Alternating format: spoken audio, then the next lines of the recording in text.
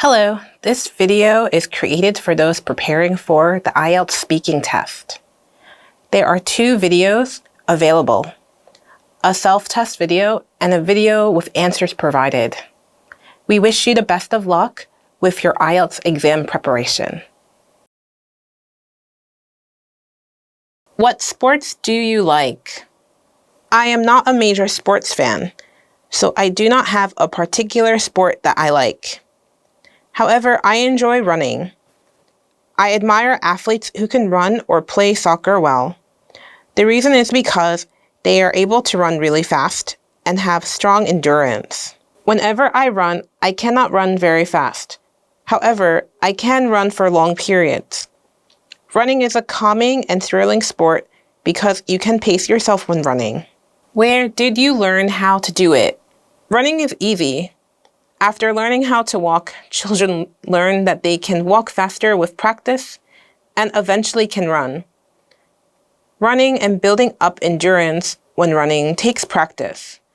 I learned this in high school when I was on a track running team. While on track, I was able to practice both short distance and long distance running, which helped me learn to build up my endurance when running. Did you do some sports when you were young? Only in school. After school, I did other extracurricular activities, such as arts and crafts, choir, and volunteering at my local hospital. So during school hours, I did sports. I've played most major or popular sports, such as basketball, baseball, softball, kickball, dodgeball, tennis, volleyball, badminton, relay races, etc. Do you think students need more exercise? All students, no matter what age they are, should routinely exercise. Students who are in elementary, middle, or high school are usually given schedules that include a physical education class.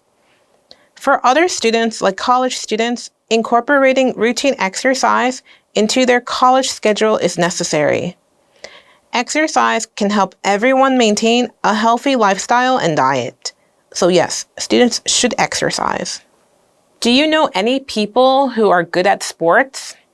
I don't know any professional sports players, but I did have some classmates who were very skilled in basketball, tennis, and swimming.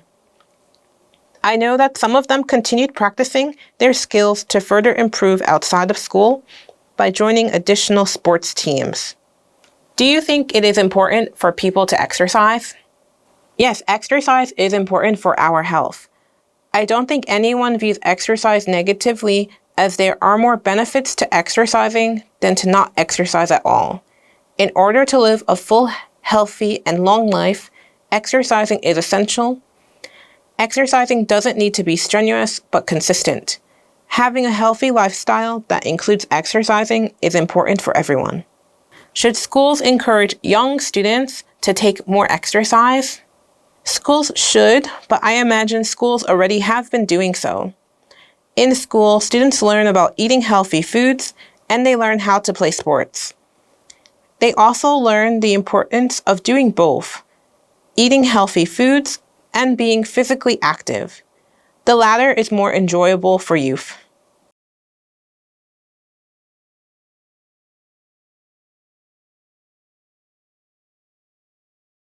A Russian friend of mine recently moved to my home country, the US. She moved to Miami, Florida. It's really sunny and warm in Florida. I've been to Florida before, so I am familiar with the scene there, but I've only visited as a tourist. Since my friend is a resident, she has gone to lots of places, and she has also started working. She's told me that housing isn't too expensive, and her work schedule has been flexible, allowing her to leave early and stop by the beach on weekday evenings. I feel like the move for her was a good one, so I am happy for her. In terms of an impact on my life, I feel like my friend is getting to experience adult life in a part of the US I'm also interested in. So I will definitely visit Florida and see if it's an area I would also consider living in. Why do some young people keep moving? Finding the right fit. As the expression describes, finding something right. It could be finding the right city environment, or job, or even people. Young people move for lots of reasons, but when able to move based on their wants, I noticed that moving for security and convenience is important. Security is important when living alone, and the convenience of having everything you need close by is good. What's the difference between living alone and living with roommates? You have privacy.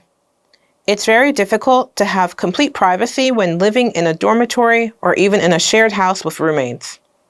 I've experienced this during my years away from home while in college and in graduate school. While I could spend time in my room or in the house alone, I didn't feel like I had privacy during my years of living with roommates.